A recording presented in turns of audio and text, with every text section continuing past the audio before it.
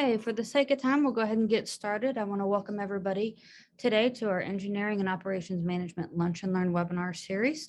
Glad that everyone could join us today. We are housed in the College of Engineering in the Industrial Engineering Department, and our programs include a Master of Science in Operations Management, Engineering Management, and Engineering. We also offer 3 graduate certificates currently in Project Management, Lean Six Sigma, and Homeland Security. We can answer questions about those at the end of the presentation if anybody has any questions. So my name is Karen Higginbotham. I'll be moderating today's webinar. We ask that you please save all questions until the end of the presentation. We will be utilizing the chat box for those questions. This webinar is being recorded and will be posted on our ScholarWorks at UARC and our Operations Management collection of presentations. So thank you everyone again. We'll go ahead and get started. Today's presenter is Jerald Garner, and he is currently a Global Business Services Expert Risk Analyst at Walmart Incorporated. He is a team leader and assessor for providing innovative solutions for determination of potential vendor risk on third-party risk assessments and the identification of internal market, National Institute of Standards and Technology, Cybersecurity Framework Maturity Model Assessments.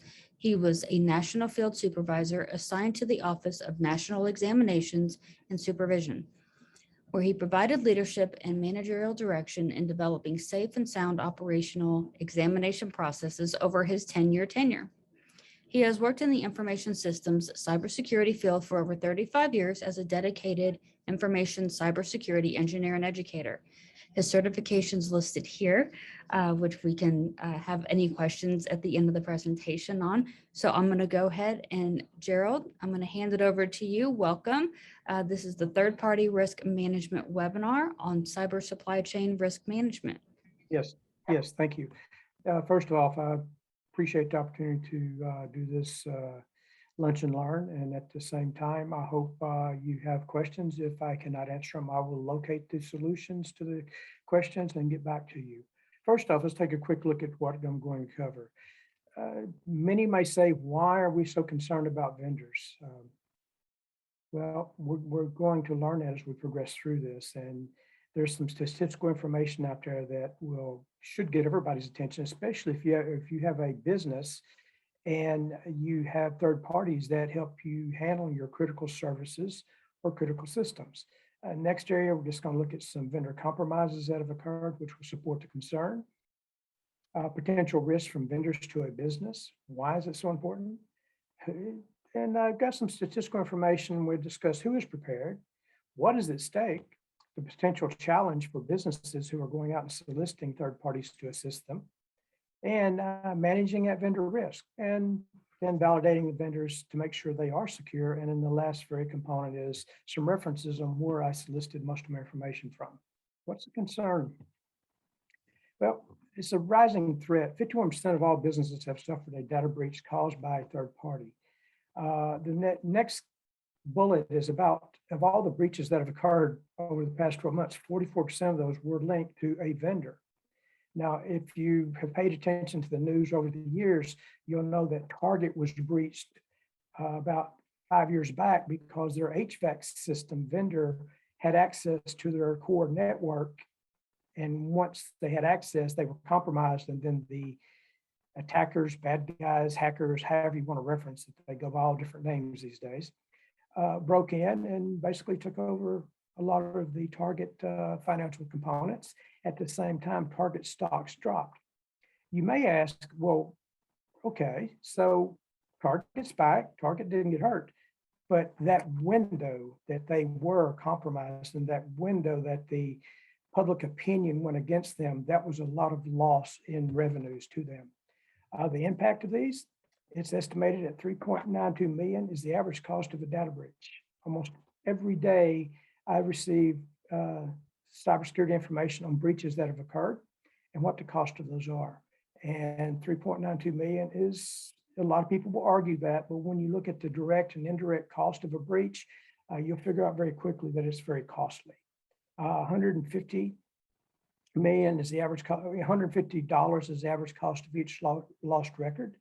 Normally, when you have a data breach, they're looking at the number of records that have been breached.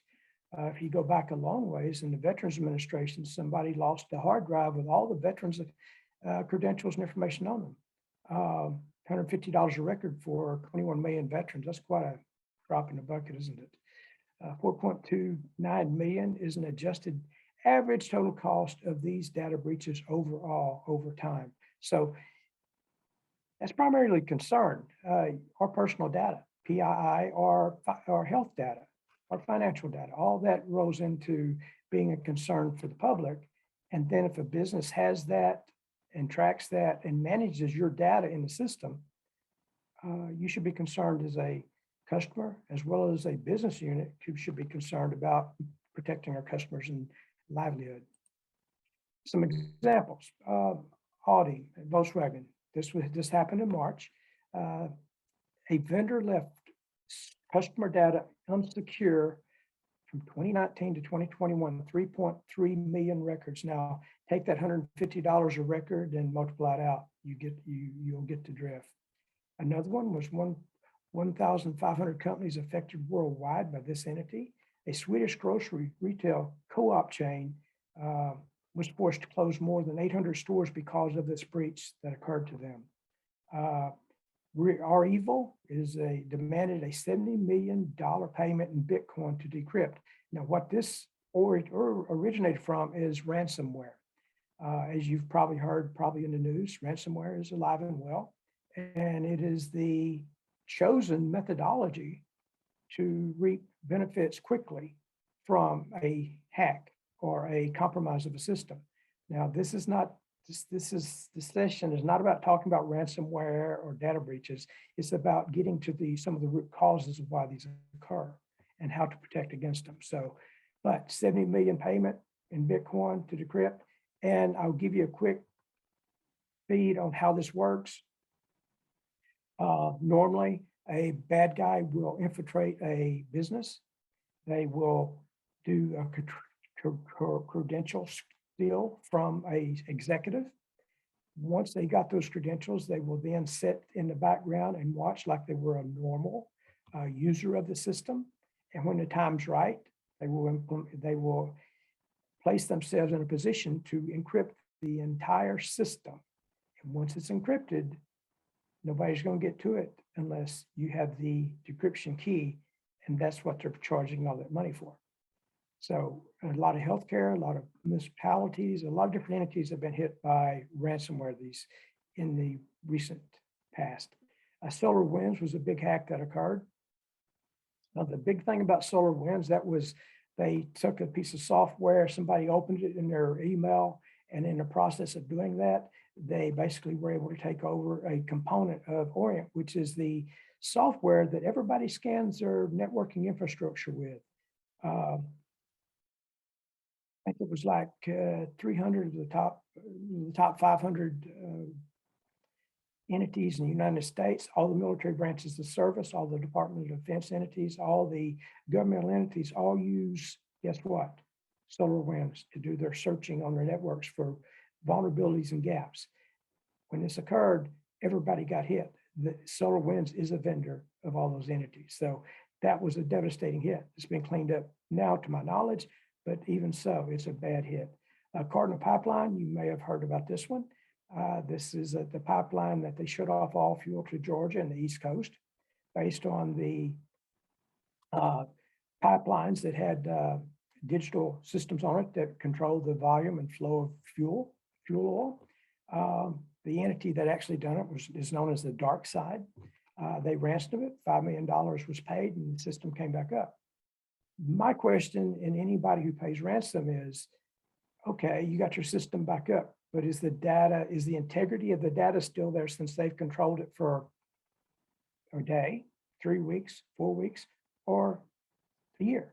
Is the integrity of the data still there? I have always questioned it, but if you've got to get something back online to get your livelihood back in place, you can worry about the integrity later. Some potential risk from vendors to businesses. There's cybersecurity risks. And in an organization as a business, what is that risk threshold? If most small businesses probably don't have a risk management framework, All the mid-sized to larger ones do have some sort of risk management framework, but you got to know what you're willing to accept in risk as a board or as an owner. And once you identified that threshold, you got to determine if something occurred, is it acceptable to your business and is acceptable to your bottom line as you go forward. And it's imperative that most organizations, ownership, as well as board of directors, have that understanding and are monthly briefed on the risk that can occur from the cyber world. And of course, then you've got the vendor capabilities. I don't know of any organization that lives by itself without vendor support. If you look at the University of Arkansas, they have communication support through someone, AT&T, Verizon, or somebody. They have telecom carriers, as I just mentioned. They also have entities who provide them software solutions, Microsoft. And I can just go down a list of all these vendors that are out there. Those vendor capabilities will either compound your security vulnerability or enhance your security. That's why this is such an important topic. Compliance risk. Today, in 2005, I believe, the GDPR, the European Union passed GDPR, which is basically a privacy laws for the entire European Union. That specific law covers anybody in the United States that does business there. Additionally, New York in 2014 passed the first cybersecurity law. And if you do business in New York as a business there and the customers are in New York, you are vulnerable to that compliance requirement. Now, vulnerable may not be a good word, but you're required to comply with the laws. More recently, California has passed privacy laws. Privacy laws in California span anybody that does business with California, that the citizen of California does business with a specific corporate, they are liable to those compliance requirements. As you progress a little bit further, you'll find out that I think 7 different states have now adopted some form of the California law. So it is a growing phenomena in compliance. You take the next step, then you got HIPAA, which is healthcare information, same principle. You've got to worry about all those because all those are potential gaps in your security armor, and you got to protect your customers' information. And one of the things you should ask, and we'll talk about this a little bit later, is does the vendor meet all those compliance requirements? If they don't meet the compliance requirements, how can you meet them if your critical services are being handled and managed by them? And this rolls over in cloud computing and all other areas. Operational risk. I just mentioned telecom carriers for the U of A, and almost every business has to have communications in today's world, as we're doing it right now. Zoom is a third party that we're using right now. How secure are they? Did we do our due diligence on them when we decided to go with Zoom instead of going with like Microsoft Teams or some other entity? I hope you're starting to get the picture of why there is a potential risk anytime you touch any vendor. This was a slide that came up, and this is kind of about who's prepared. And this is, if you look at the organizations that have experienced a third-party data breach, pretty high. And if you look at those that were prepared, pretty low. Now, there's a statistic out there that says large organizations are well prepared for what they know. It's what we don't know that is the problem. So I would say this is a good statistical slide. However, what we don't know is what's going to hurt us. That unknown software vulnerability and they're called 0 day because, we figured it out today that there's a gap in this piece of software. Well, when you do that, you've got to figure out very quickly and get back to the software developer to let them know that there's this big gaping hole that they're going to steal all your data from. And that is very hard to manage in today's environment. So why, again, is this important? Because on the left side, you have all the personal information that can be obtained from a breach or through most of the time, a vendor that is managing your customers. And then if that's not bad enough, then look at the business side of the potential cost that you would have to witness, because all of this information listed here in these bullets can be monetized by the attacker, the ransomware holder, the whoever it may be. So if you look at these, some email list, email credentials. Microsoft has something called Active Directory where all of our user accounts set, all of our privileges set, and all of our password coding sets. If they get the right credential, anybody in the world can take that and take that and go into the system as you and do whatever they want. Good list of items that potentially can be monetized by a bad guy. I did this slide because I think this is very important. If you have a vulnerable vendor, your business is vulnerable. And this is very important because this is our normal business environment. And I just listed 4 possibilities, right? The phishing attacks, which you probably witnessed because people actually do practicing of phishing attacks to see if people will click on them or not. A data breach, as I've mentioned about a lot. Insider threat, almost all threats coming to an organization, percentage statistically wise, 74% are somehow correlated back to an insider, either an employee, somebody, and then ransomware. So what we do is that what a business unit should do, or a corporate entity do, or a university does, is we build this security barrier around us. We have firewalls, which prevents people from coming in if they shouldn't come in. We have 2-factor authentication, so we're identifying exactly who that individual is that's signing into my account to make sure that's the right person. And I can go on and on and on. So this is the perfect world, right? We are sitting inside our business, we're doing our job, and we're totally secure. What's missing? If you want a customer, or in this case, a student, to come into your system, they've got to penetrate that business security barrier. When they do, there's security controls around each user, just like each one of us has security controls to get in. When you bring a vendor on board, vendor 1, and most places have at least 5 vendors, if not more. Even small businesses have vendors. If vendor 1 is not secure, well, look where they sit. They sit halfway in the internet world or global world and halfway inside your business security barrier. Well, if you want them to work on your Active Directory to tweak a problem that something was not working right, you've just given them credentials to go through your secure parameter barrier and get into your network that is secure. And if you multiply that times 4, you get the drift of, if none of these are secure, you have a problem. So what we have to do is we have to apply a philosophy of vendor management or due diligence against these vendors and evaluate them to see if they're secure before we bring them in or onboard them into our business environment. And that's what this is. This is that potential vendor threats. If all those threats are out there and the vendors are not secure, those threats are going to penetrate your security barrier. And that's what we were mentioning about in Target. That's what we were mentioning about in SolarWinds.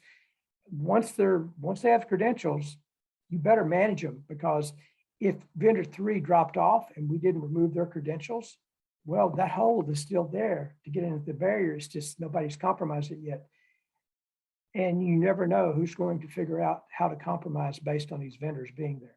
So this is a good example of the core business with their security principles around them. And then when they invite a vendor in, any security flaws or gaps that the vendor may have, the business now has.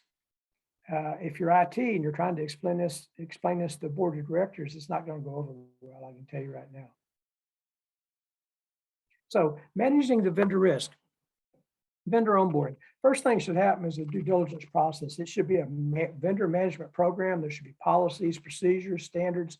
All of the normal governance components should be in place dealing with vendors.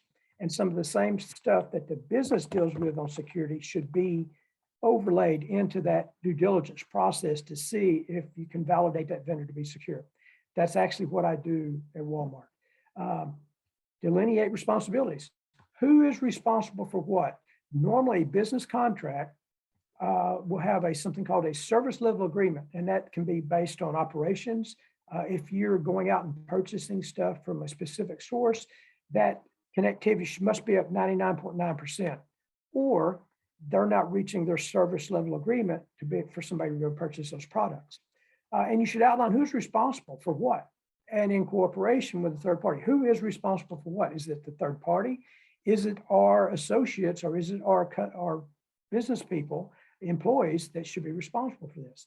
The master service agreement is even more important because it covers all the bigger spectrum of, do we have the right to audit that business, that vendor?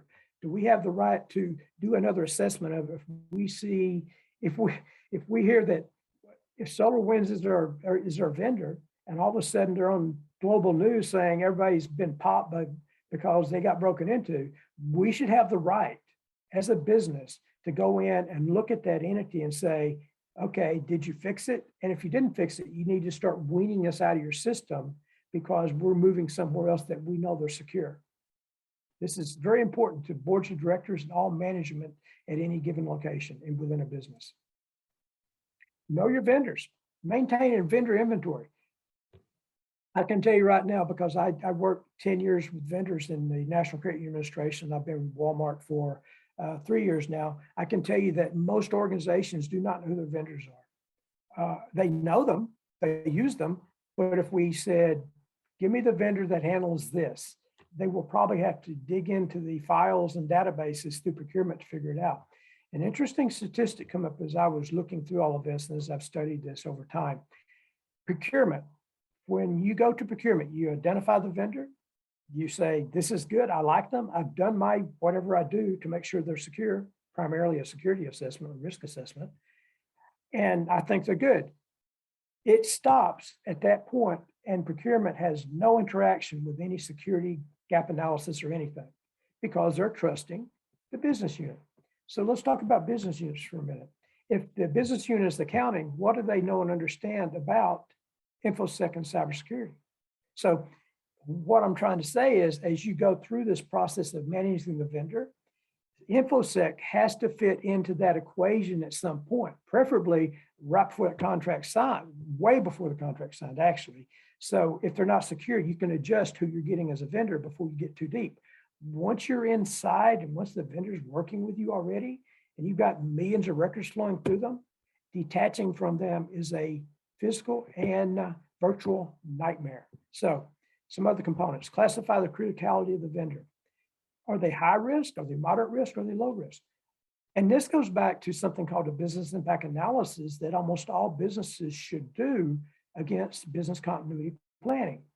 They outline exactly what the most critical services are for your organization. And when you know what those are, you can easily say, okay, this vendor is covering, oh my God, all 7 items on this high impact list for us. If something goes wrong, this vendor covers. Well, then there's no doubt that that would be a high criticality vendor. So you would treat them in that manner. You would do quarterly spot checks. You do annual spot checks, semi-annuals, whatever you got to do to make sure that vendor stays secure to protect you. Policies and standards. One of the things that was occurring with National Credit Union Administration before I left is we would go out and look at the policies and procedures and standards for a credit union. And then we would want to know, did they educate the vendors that they have on all of these? And 90% of the time, they did not. What's happened since then, I've been away from credit union for 3 years now. What's happened since then is almost all businesses will post all their policies and standards and procedures in a neutral site so all the vendors can go see exactly what they are required to meet, because in that service level agreement or that master service agreement I just mentioned, they will sign off that we will abide by your policy, standards, and procedures. Highly critical, very important. Understanding those as a vendor and as an employer. Must be educated out. Limit access. There's an old saying, you only need what you need to know. And privileged access is ultimately that. Remember I mentioned the Target issue of HVAC manufacturer, they'd install their air conditioning systems. And what was interesting about the HVAC systems, and if anybody's got your home controls in your house for your air conditioning and that stuff, just kind of listen in real carefully. What happens is an HVAC system comes in and installs all their controls all over the organization. The software for those controls sit on a server inside your network that then links to, of all things, possibly your email account or your login credentials. Okay, so if you need to, you can control the HVAC system in all your organization through a terminal, which means that if a bad guy gets your credentials, they control your entire environment of HVAC. Consider a refrigeration entity that has all this food that can spoil.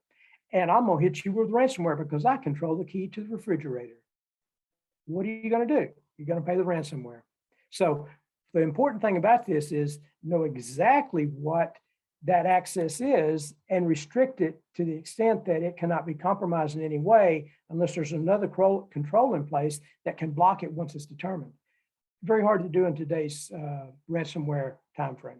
Enable continuous user activity monitoring. Know what everybody's doing, including your employees or your associates. Also know exactly what the vendors are doing when they're inside. Tag them, watch them, keep track of them. Because if the vendors from the outside into your network or into your environment, you probably want to know what they're doing at all times. And if they're trying to go somewhere besides where they're authorized to go, that's extremely important because that creates a red flag that then your networking security or your security response team can reply to it and take action before it gets too deep and bad things happen. Plan third-party instant response. Interact with a third party. Carriers are good about this. Disaster recovery businesses are good about this.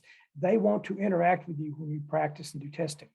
Because if you're practicing and doing testing with the most critical services and who manages them, the odds of you surviving from a tornado, the odds of you surviving from a flood, or the odds of you for surviving from a, like of all things, pandemics, you're probably going to be more apt to survive. And of all things that should be included in your master service agreement, perform an audit, make it an annual process. I think a lot of places do a 2-year thing and then active monitoring throughout the process. But 2 years seems a little long. An annual thing should be more appropriate. How do you validate these vendors?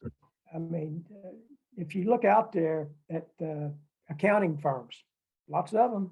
You look out there at cybersecurity firms, lots of them. IT firms, lots of them. So when you get into that, you've got to really you ensure that you know the critical nature of data being shared. A lot of places will have data classification at the beginning of all of this, and as you're looking at the data that's going to be shared, it's going to be data classified, which takes us back to that high, low, and moderate risk.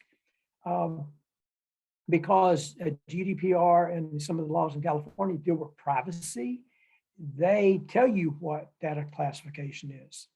Now, the organization should have that data classification record readily and available, which would be a standards document. But for example, I've worked with Canada, I've worked with different European countries and in South America. And one of the most interesting things about it is in the provinces of Canada, at least one province up there views if you got the address, the name, the email, that's not confidential, highly sensitive. But when you add the telephone number to it, of all things, everything's confidential at that point. So you got to be aware of each state and each nation and each province of that nation if they have different laws on data classification, because they can null and void a whole contract. Vendors, security systems and infrastructure. What do they use to protect themselves? Have they had any breaches over the past 6 months, 12 months, 24 months? If they did, what have they done to fix it? Continuous monitor vendor security activities or security gaps. There's a lot of elements out there, and if you've ever heard of the dark web or that place where everything goes to be sold, their names will show up out there. And if you're able to get into it and see their names out there, I would be hesitant on going with a vendor from that area. Third-party risk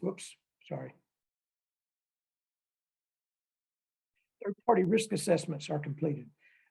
That's basically what I do now. We do go and look at the business. We look at their risk thresholds. We look at how they treat all the incident response, continuity, data classification, security, privilege access, cloud computing, networking, service, all that. We look at all that stuff. And then we do reoccurring assessments to make sure that we are on board with what's going on. And then last but not least, review of service level agreement effectiveness. This is an extremely important area because a service level agreement effectiveness is the contractual language that the legal office of whoever it is at the business and the legal office of the vendor sign on the dotted line and say, we will do this. Normally, the people who can do this, the review of that service level agreement of effectiveness, is the business unit of a large organization that wanted this vendor to begin with. If they're not doing it, it is almost impossible for anybody else to do it because the business unit knows the services are providing, they know the levels they should be provided at, and they should be the ones doing it. As a caveat, the customers are a good source, especially if you're trying to sell something online. You can't keep your network you can't keep the network up and running long enough to sell something. The customers are going to let you know about it. Safe cyber working environment, probably the key and most important thing there is out there. And all this through the validation of vendors you can arrive at. So here's some references. The National Institute of Science and Standards and Technology, lots of information after Congressional Research Service did a cyber supply chain risk management focus. As you can see, Bloomberg's got some good articles on the pipeline, Deloitte. I do have some, just as one caveat and one other component that I would like to give you is, you may wonder, well, what are people spending for security?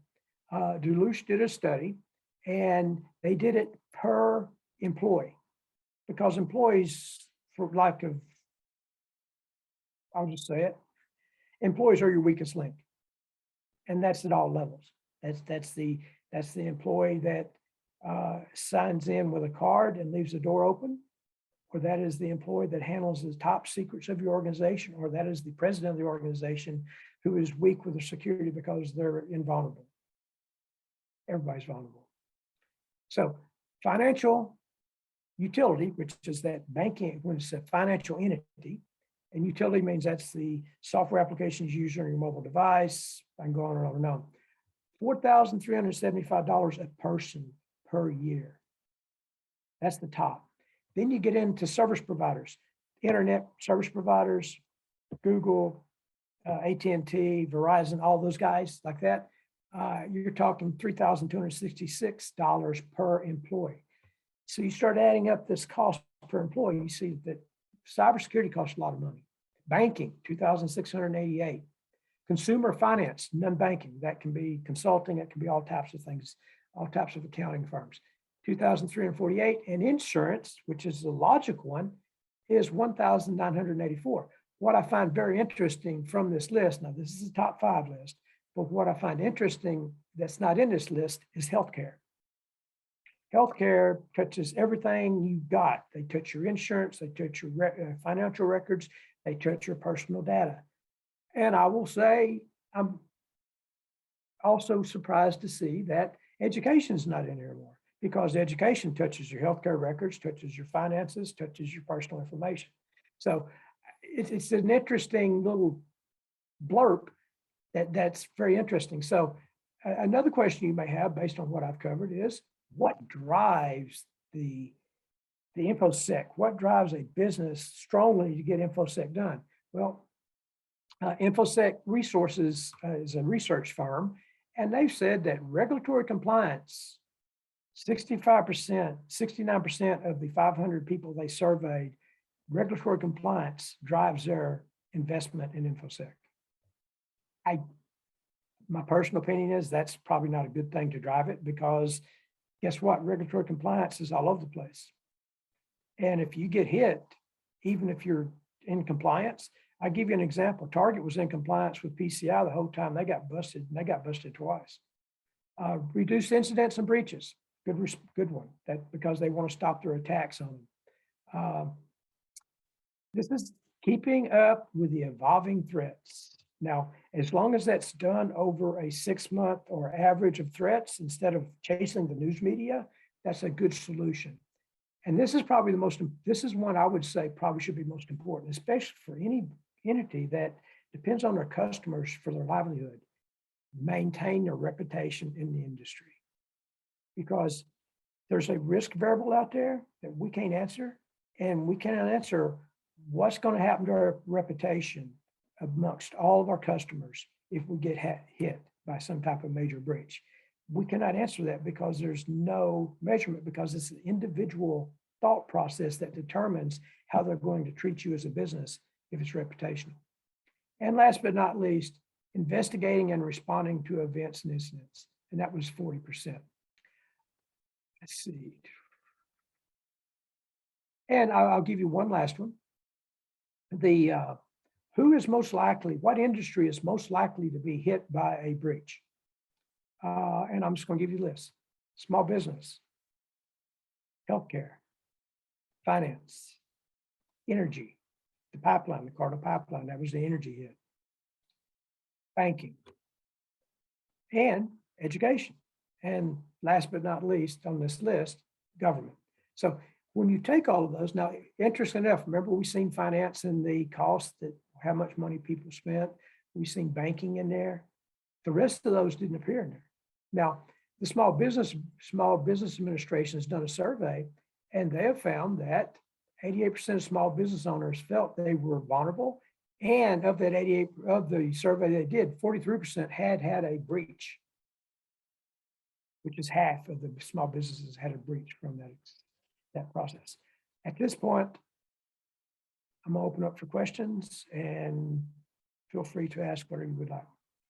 And if you don't have any questions, that means that I've covered it so well that you guys don't have any gaps. Well, thank you so much, Jerald. That was a very interesting presentation. We'll give folks who are online just a minute to gather their questions. I'm sure we have some.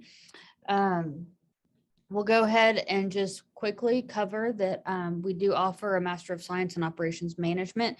It is a 100% online program. We do offer some on-campus live courses. It is in-state tuition for everyone. The program is 10 graduate courses, equals 30 hours. There could be 4 undergraduate prerequisites required, depending on your situation. We operate on a 5 8-week session per year. There's no GRE required with a 3.0 or above bachelor's GPA. And the total program cost is very affordable. It's anywhere between $12,000 and $15,000, depending on your personal situation. We also offer 3 graduate certificates in project management, Lean Six Sigma, and Homeland Security. If you have any questions about those, we'd be happy to discuss those as well. They only comprise of 4 classes. You can obtain those as part of your master's degree without taking any additional courses, and they will double count in both programs, or it can be completed as a standalone program. This only requires a 2.5 undergraduate GPA, and no GRE is required. This is also a way for students who complete a certificate to also transition if they would like to pursue their graduate degree in operations management or one of the other Master of Sciences that we offer. So again, we're going to open it up for questions. We got quite a few folks online right now. We've got Dr. Ham. We've got Dr. Parnell, both directors in our program. We've also got a couple of instructors. We've got Dr. Rocky Gay and Leonard Nethercutt. So I'm sure we could conjure up some questions here for Jerald. Jerry Cruz, who's one of our current students right now, she said she doesn't have a question, but thinks of a way cyber attackers can attack through my baby monitor because it uses Wi-Fi. I will be checking on this for sure. This was very informative presentation. Thanks, Jerry, for that comment. Do you have any additional comments about that, Jerald? Yes, anybody who has my wife convinced me to get a doorbell that has a camera on it and also that is accessible through the internet. Anybody has a doorbell that has that interconnectivity through your Wi-Fi that connects to the internet, and almost all Wi-Fi, if you got it in your house, connects through the internet. All that is susceptible, which is, I'm going to say this loosely, but this is a realism. We should be doing our own due diligence with whatever products we buy that connects to the network. Think about Siri from Apple. Think about from Amazon, Alexa. Think about those. All those are interactive, and who controls them? They're in your house. Oh, Amazon controls them. Well, how good is their security? Or how good is Apple's security?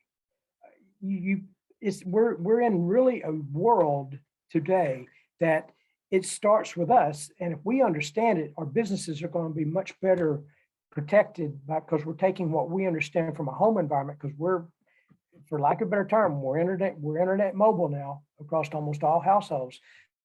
If we understand it and secure households, our businesses become better secure because we understand the principles.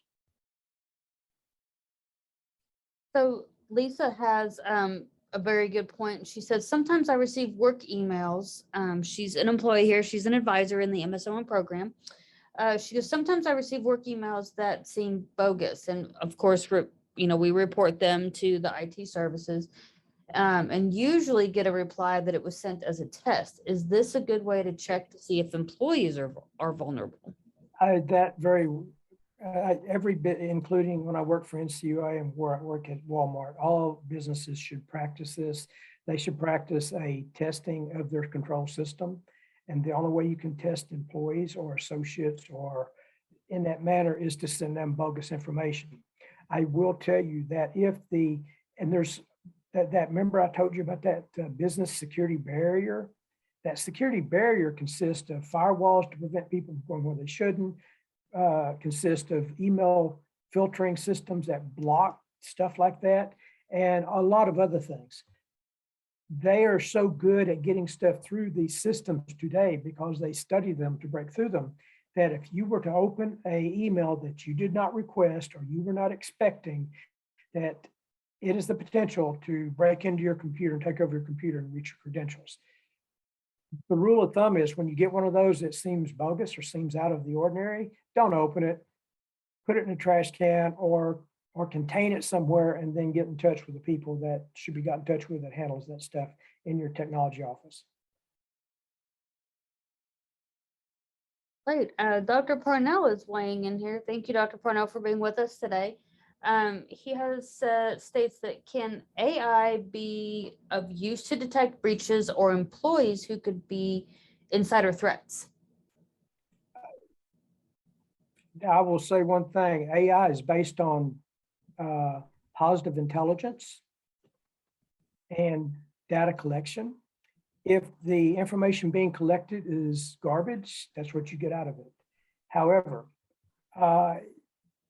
what we have, there's something called a data leak prevention tool that prevents insiders from sending confidential emails out. The same type of filtering for data coming in. Those systems have artificial intelligence built into them to recognize different components. The big problem with this is the fact that everybody that is trying to break in, once somebody breaks a system, they share that with all the rest of the bad guys. And once that system's broken, until somebody can fix it and close that hole that's leaking data, everybody's vulnerable. So AI is being used. It's just that there's just as many there's more bad guys out there trying to break in than there is good guys trying to prevent it. And the same people, all it takes is one flaw in a AI solution on those perimeter systems that detect that, and you still get compromised. But yes, AI is being used. And machine learning as well. What was the other part of that question? I'm sorry? I thought there was another part or another question came or another. So for Dr. Parnell's or a different question? I'm sorry. I don't know. I'd seen there's 5 now. And yeah. So Dr. Rocky Gay, he's online with us today. Yes. Thanks, Rocky, for joining us. He states, how are organizations quantifying the cyber risk to their systems? Is the amount per employee the most current metric? It may vary by industry. If you're speaking of, you're asking 2 different things. One thing is the cost per employee. That is how much money on an annual basis is being spent to counteract cyber threats. Now, saying that, what that means is we got 30,000 employees. We're going to spend $1,000 per employee to apply to the systems. Now, what happens is you have technology, you have personnel, you have policies and standards. You got all these different things going into that price tag. So when you get down to actual technology that's got artificial intelligence or machine learning into it, that's probably, I would guess, maybe a quarter of the cost of that. A lot of the rest of that stuff is education and maintaining the systems. The piece that you ask, how are organizations quantifying the cyber risk to their systems? Organizations have multiple tools sitting there. Most credit unions, I'll speak to credit unions, most credit unions have all the monitoring solutions in play. They have every server that anybody connects to, any one of us connects to at any given time, will have event logs and security logs that are set up to detect, very simple, very similar to AI or machine learning, to red flag anybody coming in. Then you got the whole apparatus of cyber intelligence gathering and sending out. That's why you have audits. That's why you have cybersecurity audits. That's why you have cybersecurity reviews. We just finished at where I work right now, 13 global NIST risk assessments. And we covered the spectrum from everything from a board meeting and what was shared in a board meeting, all the way up to which component sits on which network to detect this stuff. So the answer to your question is, yes, it varies by industry, but all industries are not created equal, and not all businesses within each industry are created equal. Some view the problem and understand it. Others view the problem and choose to ignore it. Very good. Very interesting. Lisa, again, our advisor in our MSOM program, she's got one more question, Jerald. She says, the U of A no longer requires its employees to change their password every 3 months. Do you recommend that we change our passwords often, even if your employer doesn't require it? I'm going to ask you one question. We write it down at. Then that's a real good question, okay? Because there was a study came out that says, well, NIST, National Institute of Standards and Technology, had an article about a year ago, and they got hounded, they got slammed over it. And they're the voice of government security. And they said, having large, complicated passwords only causes people to write the passwords down. Wow, that sounds like logic, doesn't it? That is true. However, in today's environment, you have password lockers that you can have on your phone, that you carry your phone around. Now, well, yes, I know the phone has access to the internet, but the reality is, if you're where we're at, we have a forced password change. I can't tell you what it is, but we have a forced password change. I think that it is two things. One, yes, I think you should change your passwords when you feel that something's wrong, or the organization tells you to change it. The other piece is, don't use the same password for all the different things you've connected to. For instance, if I have an Amazon account, if I have a Google account and my Google account password gets popped because of my email, somebody gets it. Well, if they've done enough work to know I've got a Google account, well, they're going to look at my computer and see I've got an Amazon account. They're going to look at my computer and say I got a banking account. They're going to look at my computer and see all this different stuff. So when you do this, don't use the same password everywhere. I know it's easier to remember. I know all that stuff, but do not use the same password everywhere, because they break you once, they broke you across the board. Very good. Very good. Well, we're closing in up on the 1 o'clock hour. If no one has any more questions, we want to really thank Jerald for your time. This was very interesting. It makes a lot of us think. It's almost like going down a rabbit hole, right? You ask one question and you just keep going and going and going, and it just seems like it can go on forever. So this was a great webinar. Jerald, thank you again for your time. Our next webinar is going to be in the month of November. It's on learning through service, presented by Phil Jones, another one of our MSOM instructors. We want to thank everybody for attending today. If you have any questions or need information about our flexible degree program options, you can email msom@uark.edu, or please visit our website at operations-management.uark.edu. Registered participants will all receive an email with follow-up information and a link to the recorded webinar today. And look for more emails for our upcoming webinars, and we hope to see you online next month. Thank you, everyone. Thank you again, Jerald. Thank you, everybody.